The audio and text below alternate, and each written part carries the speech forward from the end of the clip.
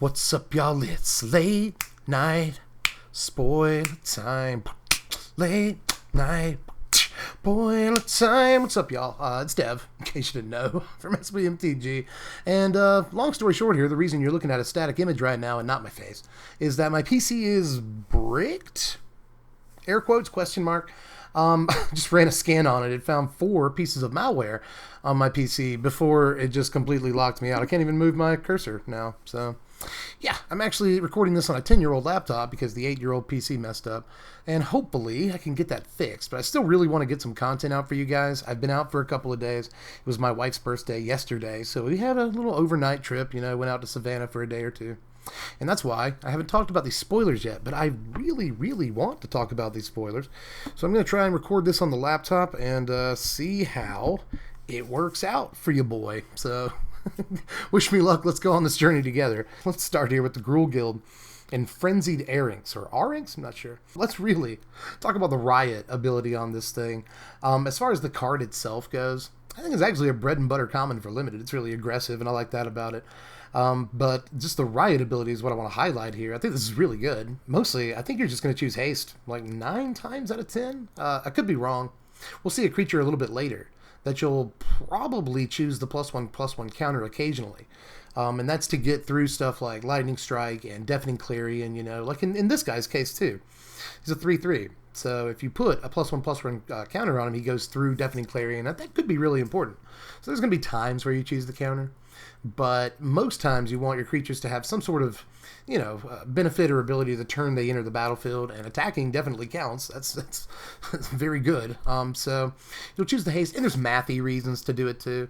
You know, a +1/+1 counter means that the creature can't attack the turn it enters the battlefield. So the +1/+1 counter has to pay for itself in terms of damage that you missed out on doing when it entered the battlefield. So there's some mathy stuff about it too.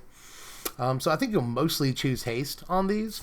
But again, there will be some times when you choose the counter, but it's really choice that matters here. And Gruel looks extremely aggressive with a mechanic like this, which is good. They should be aggressive. It's kind of their whole thing. So I love this mechanic. I know it's a little bit simple, but it's simple in the good way. Now, continuing on a tour of the commons here, there's Sphinx's Insight. This is definitely the worst card draw spell with Insight in the name and standard. I just think that this isn't anywhere close to Chemist's Insight in terms of playability in constructed environments. But again, in limited, card is more than fine. You know, it's an instant speed, draw 2 cards thing, which is really good in an Azorius control deck in limited. So I like the card as far as that's concerned, but it's just never touching standard, obviously. Most of the commons we look at today won't, but one might. So we'll keep that on the shelf for now. But anyway, as far as Addendum goes, what an Azorius name for an ability too. I actually really like it. I think that I'm a little apprehensive that a lot of people have been nervous that the Azorius Guild is going to really help out blue-white control decks. Now, we'll see some cards today that help shut down blue-white control decks. They've definitely done some stuff to counterbalance things. But this is still an indicator that, you know, most Azorius cards are going to be instants, or at least a large portion of them, because their mechanic functions around instants. So that's going to be big. I guess there could be some creatures that have flash but also have addendum, you know. That's some design space they could use up there, but still. I think most of these addendum cards are obviously going to be instants because that's the way it's designed. So that takes me aback a little bit, you know. It makes me a little bit nervous as to how much this set really is going to help out Teferi. It's possible, but Addendum is a good ability. You know, in a control deck, you're going to get to turn 12, 13 some of the time, you know, very often actually in a control deck. So you really don't mind spending the extra mana. I think in a situation with this card specifically, where like if you're casting it on turn 4 because you need the life, you're probably losing that game. You know, you're in a bad position if you feel like you have to do that. But if you're comfortable on a very late turn spending 4 of your mana and still having like 6 mana up, you know, then this is actually really good. The extra 2 life is fine. It's nothing amazing or anything, but it's definitely a good little bump, you know. So, and it's card advantage too. But again, if you're gonna spend 4 mana to draw cards in standard, I just don't see why you wouldn't play Chemist's Insight over something like this. Let's take a look at the Simic mechanic here. This is Aramunculus, which I like this card. The Carunculus Homunculus. You probably don't want to Google Carunculus, but somebody asked me to nickname this card. That's the best I could do. But anyway, this is another example of a really fine card for limited play. Definitely, you know, a 3-mana 2/3 flyer at common, no less, is really good, and it can become a 3/4 flyer through its adapt. As far as adapt goes, I like it. You know, I'm not going to pretend that it's like super creative. I said on Twitter the other day it was lazy, and I'll own that here too. And it is kind of lazy design. I'm a little over Simic having just only +1/+1 counter stuff to do. But we knew that was probably going to happen. If that is going to happen, then a version of Monstrous, I guess I'm fine with. We'll see a card a little bit later on in this video that I think is really good that has Adapt. So I think it's kind of a case-by-case basis, like all cards are really, but even more so with an ability like Adapt. You know, and a card like this is just kind of meh, even though it's going to be, again, really good and limited. The adaptability in general is going to be really good and limited, I think. I like mana sinks and sealed especially. To help speed games up and give your cards some relevance after they hit the battlefield, you know, and not just be, you know, everything be a top deck war. So I really like activated abilities, especially mana sinks and stuff in sealed. So I think that this is a really good ability for Simic in the limited environment. But again, there's cards in standard that this ability is going to be really, really good on, and we'll get to one a little bit later. But let's check out Rafter Demon together. This is the Rakdos common with Spectacle on it. Spectacle is maybe, you know, I hesitate to say, but maybe my favorite of the new mechanics. I just think that it has the most potential to be busted and constructed. You know, cost reduction is something you have to be really, really careful with. And we'll see a card later on in this video that I think is just freaking nuts. Like it's half broken at least, if not 3/4 broken. But Spectacle just looks nuts in the right situation. Again, it's case by case like everything else, but even a card like Rafter Demon is fine in limited. I'm not a huge fan of the body. I don't like, you know, big mana investments with only 2 toughness. I don't like that, but I do like the ETB trigger when you do get the Spectacle cost off, so that's fine.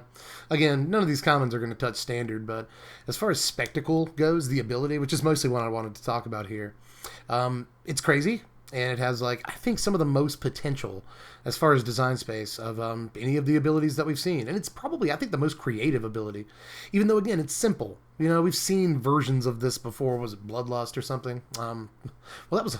Was it Bloodlust? Why am I blanking on this? Again, we've seen similar abilities. I should have just left it at that. But again, it's simple.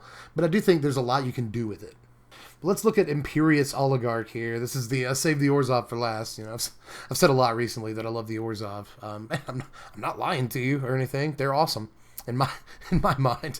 But I really, really like Afterlife. This is another ability, a mechanic that's really simple. You know, a very, very simple mechanic here. And it kind of keywords, you know, cards like Doom Traveler and Sword of Hunted Witness, even though that creature has lifelink and not flying. But still, there are a lot of these aristocracy type creatures throughout the last few years that leave behind a token when they die. And I really like keywording that. I really like that the token has flying. I really don't think you can, you know, I think it's easy to overlook that. But the fact that all of these cards are going to leave behind a flying body that is in some cases more relevant than the body that was on the table before is going to be really, really important. And Oligarch itself is even a fine creature. I think that this has like the most potential to show up in budget decks of any of the commons that we've seen so far. You know, 2 mana 2/1 is fine stats. Vigilance is a decent ability. Replaces itself with a flyer. Like, oh, that's fine. So, I mean, I really want to build an Aristocrats deck. And I've talked about my need for Orzhov to focus around Aristocrat shenanigans. And this is at least a step in the right direction. We haven't seen the rest of the set yet or anything, but I'm really hoping that this leads to a cheap sack outlet, hopefully a free sack outlet, or maybe a Zulaport Cutthroat or Blood Artist type card somewhere mixed in there. So I'm really pumped for Aristocrats. Just hope that they gave us all the pieces we need. But the only common that they spoiled that we haven't talked about is Growth Spiral, and there's a reason I saved this to be the last common, because it's just the best one that we've seen so far, just easily, man. I think this being instant speed is just going to make all the difference. You know, if you can drop a land on your opponent's turn, or really any time you play this, then it effectively only costs you 1 mana. That's fine, you know. But 2 mana to draw a card at instant speed is good too. You know, there's definitely better cards in standard. Don't get me wrong, but 2 mana to draw a card at instant speed with the possibility of also instant speed ramping an untapped land into play is just absolutely crazy, almost borderline broken. And I expect to see this in some sort of control deck. You know, be it Sultai or more likely Bant. I don't know why more likely. I just feel that way. Feelings are valid, right? But I don't know, this looks more Bant to me in terms of control decks, but I could definitely see decks running, you know, a few of this card. So I guess I'll leave it at that. This is just an obviously really powerful card, and yes, the art is very nice too. But here's Incubation Incongruity. I'm going to tell you, just like everybody else has this week, that I really like that this kind of breaks the color pie, you know? If you just pay blue for Incubation, you can find all kinds of stuff. You know, Crackling Drake, Murmuring Mystic is something I'm kind of excited about. So there's some really, really cool stuff that you can do with this. And in your, you know, your Crackling Drake deck, you can also find Arclight Phoenix. It can find Goblin Electromancer, if that's what you want. You know, that deck has no shortage of creatures to find. Enigma Drake, whatever. So, and again, Murmuring Mystic, I'm really excited. This is a good this is a good sorcery for Murmuring Mystic decks that help you find your mystics in the first place. So I like a lot about it. We've, you know, obviously on the green side of it, we've seen plenty of cards like this, but never for a blue mana. So I think that's really, really cool. And it's probably why people are going to play this card, is in combo decks, or just decks that are really looking to find that Crackling Drake or whatever. So it's got a chance there. But I also think that Incongruity is a fine card too, just because it's removal. You know, it's Pongify, which is not the best card in the world, especially for 3 mana, but at least it exiles the creature. I like that for taking out Rekindling Phoenixes and all manner of other stuff, you know. But Simic needed at least halfway decent removal spell. And even though I'm not a huge fan of 3 mana, you know, removal, I mean, 3 mana instant speed, unconditional removal, that's fine. But it doesn't all the way remove the creature. You know, it's fine if you're getting rid of a Doom Whisperer, Lyra Dawnbringer, or a Galta, or something like that. Or again, Rekindling Phoenix. But, you know, just about 80% of the creatures in the format, you don't necessarily want to target with this in the first place. I guess it's cool against Adanto Vanguard too. Like, there's some reasons to play the card, and it's good that Simic gets a removal piece. But I really, really like that it's stapled to something else. That just makes it really playable. And I think this card is a shoe-in to see some form of standard play. Even if it's in a weird deck, it's still probably going to be around. But let's go to Rakdos so we can look at Rakdos Firewheeler, old Johnny Cash. Ring of Fire. That's probably a bad joke, but anyway, it follows the you know, 2 of each color template. This is the Rakdos one, and I think it's actually really, really good. I've seen some people ambivalent about this card, like, I don't know, it looks pretty good, but it competes with Experimental Frenzy on the curve. Yeah, it does. I think that is a consideration to make. But in a deck that wants this, I think it's actually really, really good. You know, alongside Vice, you know, Pyromancer, Fanatical Firebrand. Throw a few things together and you've got a really good, like, creature burn deck, and the body's really, really good, you know. And it will often kill a creature, I'd say, you know. At the very least, it's going to make them pay 4 life to keep their Adanto Vanguard around, which is, you know, that's fine in and of itself. But it can also kill Ravenous Chupacabras, right? You know, the thing that people are comparing it to, it can kill, so I like that. And all manner of other stuff. Arclight Phoenixes, Goblin Electromancers. There's a ton of stuff in this format that this kills, just in aggro alone, but also even in mid-range decks, you know? So I like a lot about this card, and I haven't even mentioned that it pings them for 2, no matter what happens. You know? So you're hitting them for a total of 4, 2 in the face, and mostly, almost always killing a guy. And don't forget that you can just play this post-combat, you know, on a creature that already has damage marked on it, and finish it off that way, and get a 4/3 body out of the deal. Like, the body is really good on this. I don't like 3 toughness. It's easy to lightning strike or whatever, or lava coil, but what isn't these days, as far as lava coil is concerned? So, I don't know. I think it's a really relevant body that they can't, like, let through in combat more than a couple of times before it kills them. And, you know, the enter the battlefield trigger is extremely relevant, and you guys know how much I value ETB triggers, and the story is definitely the same here. I think this is actually very, very impressive. Even given that it competes, again, with Frenzy on the curve, I think that some decks are going to play both, for what it's worth. But I also think the decks that just want to, like, burn the opponent out as quickly as possible, this is going to be a pretty important card. This looks very, very aggressive. And I guess the way I'll end this little segment on Firewheeler is that a lot of YouTubers are a little tentative to kind of say how they feel about this card. I will not be. I think this card is very, very good. You know what else is really, really good? Light Up the Stage, or LUTS for short. People are really, really psyched and hyping this card, and I'm going to join that train. I don't think that any of those people are wrong. This card looks absolutely nuts, you know. Just red divination sometimes, and just, you know, 2/3 of an ancestral recall other times. That's just insane. How hard is it to, you know, sacrifice Fanatical Firebrand, or, you know, shock your opponent or whatever, just in standard, but in modern and other formats. It's even easier to cast a lightning bolt or whatever, or lava spike. I don't know what you're doing, but either way, in both modern and legacy burn, a card like this could be really, really good. It's just 2 cards for 1 mana, and you don't have to cast them until your next turn. So you get to untap all your mana and still be able to cast these cards, and it's just freaking righteous. Like, this card is unfreaking believable. And there's going to be a lot of situations just in standard you can set up where you don't even really have to pay any mana to get the spectacle cost off. Just sack a Fanatical Firebrand or just attack with your guys. Like, people forget that you can do that. So very, very often this is going to be 1 mana draw too. And that's like, people have been saying, well, I won't say people have been saying, I think it was Brian Bronduin, but I could be wrong. Don't hold my feet to the fire. Please correct me if I'm wrong in the comments. But a couple of weeks ago, somebody said that Chart a Course is the best card in Standard. And they made some good points. I don't know if I'd go that far, but if you believe that argument, then what about 1 mana draw 2? How good is that card in Standard? But up next, we got a reprint incoming, and it's a really welcome reprint. We got old Rick and Mortify back right here, and I'm excited about having this, Blowing up creatures unconditionally for 3 mana is fine. Murder does it. A couple people play Murder as a 1 or 2 of in their decks. I don't think this will be any different. You don't jam 4 copies of Mortify, but you probably do play 1 or 2 copies, especially in a format where, geez, Search for Oscanta, Experimental Frenzy, History of Benalia, Ixalan's Binding, Conclave Tribunal, like all these enchantments are super important, and it's not uncommon that you want a main deck way to break them, so I just think Mortify is a really welcome card to have in this format right now.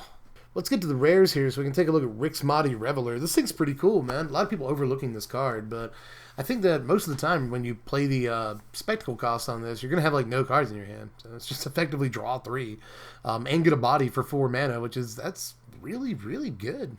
It's fantastic, actually, in a lot of situations. And it kind of reminds me of, what was it, Bedlam Reveler? Did that have the name Reveler too? Or am I just... Yeah, I think it did. It reminds me a lot of that card in some ways. And I really think that drawing 3 is going to be great, even if you have to pay the 4 mana for it. But as it is, just 2 mana for a 2/2 with this kind of upside is really good, A bear with the ability to effectively rummage when it enters the battlefield is great. Maybe you want to put a card in the graveyard for starters, you want to put something in there to reanimate or something for undergrowth or, whatever kind of graveyard shenanigans you're trying to pull off. Just being able to drop a card in the graveyard a la Tormenting Voice or Charter Course might actually be really good in and of itself, but just being able to draw a card, kind of fix your hand from your starting 7, it's going to be really important for aggro decks and maybe even combo decks, depending. So I think this card has a lot of play on it, and in a lot of ways, it's just a lot better than Dusk Legion Zealot. I know not quite, but this does have a better body, doesn't deal the damage to you, and you might even want, again, that graveyard, that dump, that milkshake, if you will. So I really, really like this card, and I don't want to overlook it or anything. I think that it might end up being an important piece in the new standard. As far as red 2-drops go, it's a good option.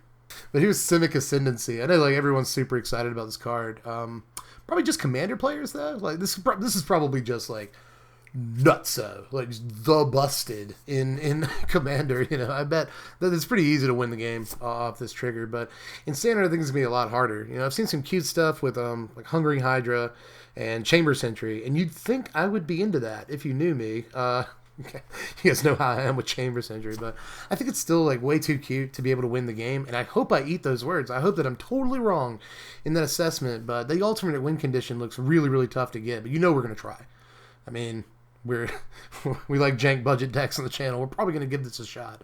And I hope it works. I hope I'm totally wrong, but I'm just not sure about it. It looks really slow. It's a 2-mana do-nothing enchantment that's not named Search for Oscanta, so I don't know that I'm a huge fan of it from a constructed, top-tier Magic, what's the best cards perspective. But from a more casual and especially a more EDH perspective, this card is probably just absolutely bonkers. But let's take a look at Zagana Utopian Speaker right here. This is, I think, a really good card. I know a lot of people, this is another one that people are ambivalent about, but I think there's so much to love about this card. If you just want to play this at the top end of Merfolk, that's fine. You have a lot of +1/+1 counters in that deck, but, with Wild Growth Walker, Merfolk Branch Walker, Jade Light Ranger, the old green-black deck, you just convert that over to green-blue. Because a lot of those decks are already just green splash black anyway for removal and a couple of other things.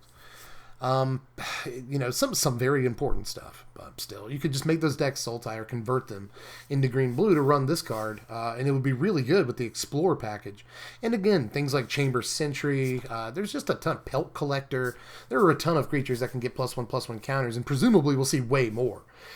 Between both the Adapt mechanic and the Riot mechanic, we'll see tons of +1/+1 counter stuff in this set. So it's going to be really easy to proc this and get the card off of it, at which point it's ridiculous. You know, it's comparable to Rogue Refiner in some ways.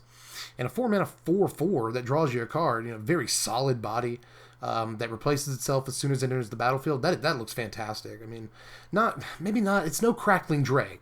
I'll say that much, but it doesn't have to be Crackling Drake to be good. A 4-mana 4/4 that replaces itself, kind of the anti-bolus, you know, instead of making them discard, you draw a card. I like that about it. And the monstrous on it, you know, the adapt on it, is actually, I think, really, really relevant. You know, you'll have 6 mana just a few turns after you play this card, presumably. And being able to make it into a huge creature that beats and survives against Carnage Tyrant in combat is actually going to be insanely relevant, I think, especially in the later games. So I would not count this out. And it's even got like extra fluff text on it to where it gets trample when you adapt it, you know, and anything else you have, you know, your Wild Growth Walker that gets 8 power or whatever, you know. How often does that happen? Kind of a lot, you know, your 7 or 8 power Wild Growth Walker. Will have trample too. So there's just a lot of reasons I like this card, and I think it's a great value for just a 4 mana. But up next is Emergency Powers, and this card is very good. I think, at least. You know, 7 mana is really steep. But usually when they emulate Time Twister, they put some sort of horrible drawback on it, like Days Undoing and stuff. Diminishing Returns. And not the thing, but there's actually a card that emulates Time Twister called Diminishing Returns. It was in Alliances and is bad. But we always hype these cards so much when they come out. And they usually don't end up being very good. They're just bargain bin cards. But I think that this is going to be a very different thing. You know, being able to Time Twister at instant speed, even for a 7 mana investment, that's like the only drawback. Like this time, they were like, let's remake Time Twister. But the only drawback will be that it costs 1 million mana. And I think if you do that, then the card is actually really, really playable. You know, there's going to be a lot of decks that play slowly and they don't care. They're going to go to turn 15 anyway. So they don't mind playing this at the end of their opponent's turn and getting a fresh grip of cards and shuffling everything back in and getting all their removal and counter spells back into their deck. You know, drawing a full grip of new stuff, you know, no lands, and just taking over the game at that point. You get access to your mana first in this case because it's instant speed. You get access to your new cards first. You get to untap before they do. And that's just so good. That's so insanely good that I think even for 7 mana, it's really playable. And I haven't even really talked about the addendum because I actually don't think it's super relevant. I don't think you're going to use addendum on this like very often unless it's extremely late in the game, or maybe if it's some sort of combo piece. Yeah, maybe you'll do it in that case. But I think in the blue-white control decks that might want to play this card, you're mostly just going to be playing at EOT in the first place. Like, you could make an argument that blue-white control wants to mill their opponent out anyway, like, just do the Teferi lock, you know, and then ultimately you'll end up milling out your opponent because you're just tucking your Teferi back into your library every few turns, and you can't deck yourself. So there have been blue-white decks that win that way, and if they still work that way, then, yeah, you probably won't want to play this card, but I think I definitely see a standard where blue-white wants to play this card on turn 10 and just get a whole fresh grip, and you basically have to concede to that. Like, you almost have to scoop to blue-white getting a fresh grip of counterspells and removal and answers and stuff on turn 12.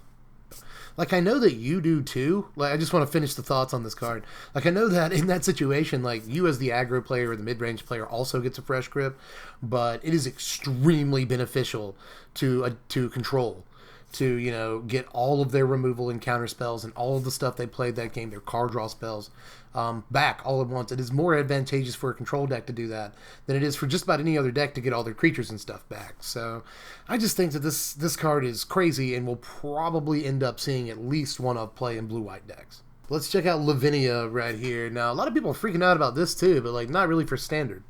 Yeah, like it wrecks like ramp and a couple of other things in standard, but only if they're ramping into like non-creature stuff, so at least there's that. But I don't, you know, obviously this isn't a standard card. Sometimes they print cards that they don't care about standard that much. Unless, of course, we're all wrong, and they're going to print some, you know, free spells in the next set or two, in which case Lavinia is going to be incredibly important, obviously. But In Modern, this does all kinds of stuff. You know, this keeps them off of Tron. Just yet another Tron is dead piece. Long live Tron. You know, but also all kinds of other ramp stuff, and delve, I guess. Like there's just all kinds of stuff, including packs. You know, this also keeps them off of playing like Slaughter Pact, Pact Negation, and all kinds of stuff. So it also obviously stops Force of Will. That's really important. There's just all kinds of things that this is really, really good at stopping. It's kind of the whole point of the card. But I don't think that it has that much relevance in Standard, but it will probably be a pretty important hate bear for the Modern and Legacy formats from here on out. And it's going to keep things in check while it's in Standard, at least. It allows them to kind of be a little bit more liberal with how they print free stuff. But we're almost done here. We just got a couple more cards to talk about, and we're out of here. Let's talk about Bedevil, though. This is one of my favorite cards from the new set. I'm a removal nerd. I know this card is like super simple. There's not much going on here in terms of innovation, but I just love simple, clean removal like this, man. It can even bust up artifacts sometimes, but mostly you're going to be aiming for the head at or creatures and planeswalkers. And there's a few ways you could look at this. You know, it's kind of a dreadboard, but it costs extra mana for instant speed, and it also hits other stuff. So that's pretty cool in and of itself. But it's kind of also a hero's downfall that replaces the colorless mana for red mana and allows you to hit artifacts. So those are both great cards. You know, anytime you're in the ballpark being discussed with those cards, then you're probably pretty good. And I guess some people have been like, the mana cost is restrictive, but I don't know about that, you guys. You know, people said that about Niv Mizzet and Goblin Chain Whirler and Steel Leaf Champion and all kinds of stuff, you know, in the last few years. It seems like almost any time you hear somebody say, well, you can't cast that. That's so hard to cast. You can't play that card. They're pretty much universally wrong. So I think they're going to be wrong in this case too. I mean, how hard is it going to be to cast this card, really? It's just 2 black and a red. That's not hard, you know, especially in Grixis or Mardu, or just straight up black-red for that matter. You know, black-red with Karn and Argyll's Bloodfast as card drawing engines actually is a decent deck. And this slots directly in, and I just love some of the removal that we're seeing. Like in a Mardu deck, you could play like, 2 of Bedevil, 2 of Mortify, or something like that.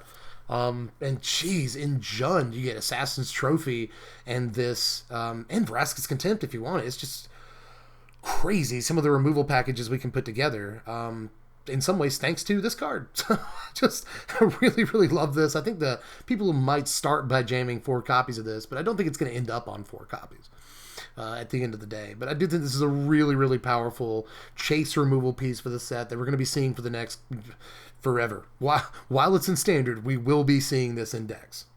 But finally, save my favorite for last, the best card of the entire week, the Haunt of Hightower. I'm just kidding. It's not this card. Don't dislike the video. I'm not crazy. I'm not stupid. This is actually pretty bad. I've seen a few people be like, I don't know, you guys. Card looks pretty good. No, this card's like meant to be. It's designed to be bad. I mean, it looks intriguing, and flying in lifelink that's good, right? But you don't want your 6-drop to be killed by lightning strike. It feels so bad. So this card I think is designed to be bad. They've learned their lesson from Nexus of Fate. They won't do it again. They promise. But my actual favorite card of the last few days is Tithe Taker. I think. I really like Bedevil. I really like Gruel Spellbreaker. There are a couple of obvious standouts from the last few days. But I think Tithe Taker is the one that may end up having the most, impact on the most formats. And I know some people are saying this isn't really modern playable, but I think the jury is still out on that, and we'll see. I'm not going to really make a claim on it one way or the other, especially considering I don't know modern as well as I should to be able to make that claim. But I still, just knowing what I do know, I can't just count this card out in Modern. But Standard is what we're really worried about. And this card is very, very good in Standard, no doubt. Decent stats. 2 mana, 2/1 with Afterlife 1 is, it's not good enough by itself. But it's just the right amount of stats and gravy to, make it playable once you actually read what the card does. It makes Settle the Wreckages. And is that right? Yeah, Settle the Wreckage and counter spells and removal and stuff cost a little bit extra, and that's really important. And yeah, this could put your opponent off of fetching on your turn in Modern, but I don't think it's that relevant. They'll either fetch on their turn or they'll pay the tax and not really care that much. So, but in Standard, this could actually matter with activated abilities, especially activated abilities like Adapt. Maybe it'll matter as far as its interaction with Adapt. but mostly we're looking to put our opponent off of counterspells removal and especially Settle the Wreckage. So Settle the Wreckage has really taken a beating this spoiler season so far. You know, this and Gruel Spellbreaker are both just like anti-Settle the Wreckage cards. So I think this is really, really good. I think I've made that clear. You know, but for as far as white 2-drops go in Standard, like Adonto Vanguard is it. You know, there's a couple of other decent ones that are at least like halfway playable, but Vanguard is the only one that's like on another level. And I think that Vanguard is probably better than this card, all things considered. But if you're looking for another great white 2-drop, then this is probably your other best option, and it's going to see all the Standard play in the world. Because not only will it put control players off of important cards, it's also going to put, you know, mid-range decks looking to play that new red-black removal piece or Mortify or all kinds of other stuff off their game. And it could potentially put, you know, spells players off their game if they're trying to do stuff like counter your spells, ionize, or, you know, syncopate your stuff, or even opt at the end of your turn, you know. So I really like these tax type creatures. I always have. I like Death and Taxes, and this card embodies Death and Taxes in a lot of ways. And these white, you know, hate bear 2-drops that tax the opponent are usually really good. Like, people are saying this in the same breath as Thalia, only this isn't legendary. You know, you get multiple copies of this out. I bet that's really, really good. You know, so I like a lot about this card, and I like that it's not only anti-control because it keeps them off of counters and removal and Settle the Wreckage, but it also you know, has the Afterlife. So if they do Deafening Clarion or Cleansing Nova on their turn or something, or they wait until their turn to kill it, you're still going to get a body off of it. So it just really, really pesters control decks, and it plays through sweepers really well, and even, you know, attacks and blocks well for what it's worth because of Afterlife. So I just like so much about this card. Could go on it for days, and I think that is maybe the premier white 2-drop in Standard, alongside Adonto Vanguard from here on forward. But we made it, you guys. I think we may have done it. I still have to get to the editing phase to see if my computer can actually do this, so wish me luck. If I see you on YouTube, then you know that we did it. We in here. We out here, boys. But in any case, I hope we get there. Let me know how you felt about not only the cards themselves, but my assessment of them. You know, it's possible that I missed something huge. I've done that before. I famously missed Felidar Guardian. I didn't know there was a ridiculous infinite combo when I covered that card. So you never know. Something may have gone completely over my head, and tell us all about that in the comment section if you can. But just let us know how you feel about all these. Like the video if you can. Go over to TCG Player, link in the description to pre-order any of these cards. They're all already available for pre-order, so if you want to spec on any of these, then TCG Player is the place to do it, because they definitely are the lowest price you're going to get any of these cards. And just clicking the link helps the channel out, so do that. And don't leave because I'm just in my YouTube spiel. Just stick with me, you guys. I've worked really hard. It's been a weird day. Came home to a bricked PC. That was real fun. Stupid cursor still won't move on my PC. I'm going to have to shut it down again. But anyway, if you want to do other stuff, let's see, like the video, do that. Follow me on Twitter at SBMTGDev, SBMTGDev, for silly stuff and to know when I upload videos. And you can also subscribe to know when I upload videos. Hit the bell for notifications for more spoilers. And if you really want to, throw $1 in the Patreon. That's all I ask. I know it's a lot, but especially this time of year. But if you got $1, throw it in the Patreon. Help your boy out. $1 helps an awful lot. Link in the description for that. And I'll let you, vote on videos, what you want to see next, and let you know what's coming up 24 hours in advance. So I try to give you some bang for your buck.